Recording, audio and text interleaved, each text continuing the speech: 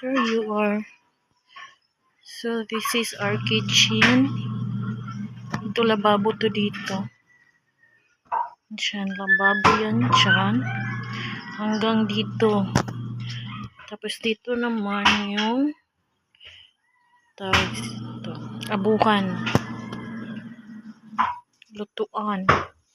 Tapos dito, this will be our countertop. We're going to put a countertop here. And then, here is our bathtub. Bath area.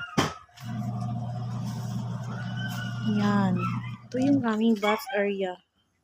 Paliguan. Siniparit namin yung aming paliguan at saka yung toilet. Yung bowl. Kasi para naman maiba. Kasi kung minsan, magkakasabay yung magpupo at saka maligo. So, para hindi ka na nahi-istorbo habang naliligo ka. Kasi ganun yung mga nangyayari talaga sa amin. Habang naliligo ako, yung anak ko naman biglang sigaw, "Ma, bilisan mo! Kasi napupupo na ako." So, kaya nag-decide ako, sabi ko sa asawa ko na ibahin natin yung paliguan at saka yung toilet bowl. So, here is our paliguan. And over here is our toilet bowl. Yung CR na. Ayan.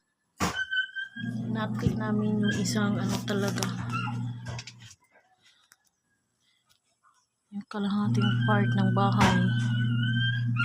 Ayan siya. Parang takpan ng baboy. Sa ngayon, it looks like piggery. So, pagka ngayon, pero soon matatapos ka rin. Ano naman to, maybe in September. I don't know. So, that's all for today's video. Thank you mga me. So, I hope na mapagawa nyo na rin yung mga bahay ninyo. Yung pangarap nyong bahay. Kasi sobrang nakaka-proud lang na alam mo yun sa kahit na paunti-unti lang nakita nyo mag-asawa. Nagagawa nyo pa rin ang paraan na makapagpatayo ng bahay. And that is our main goal, diba? Yun talaga yung pinaka pangarap natin. Yan, asawa ko naglalaba. Pangarap talaga na mag-asawa na makapagpatayo talaga ng sariling bahay. Paunti-unti lang. Actually, 13 years na kaming mag-asawa. 13, 14. Kasi nag-start kami 2012.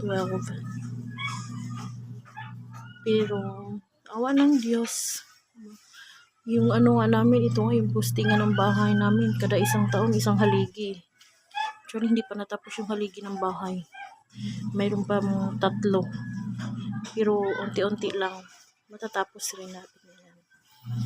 So, that's it, mga mi. Thank you for watching.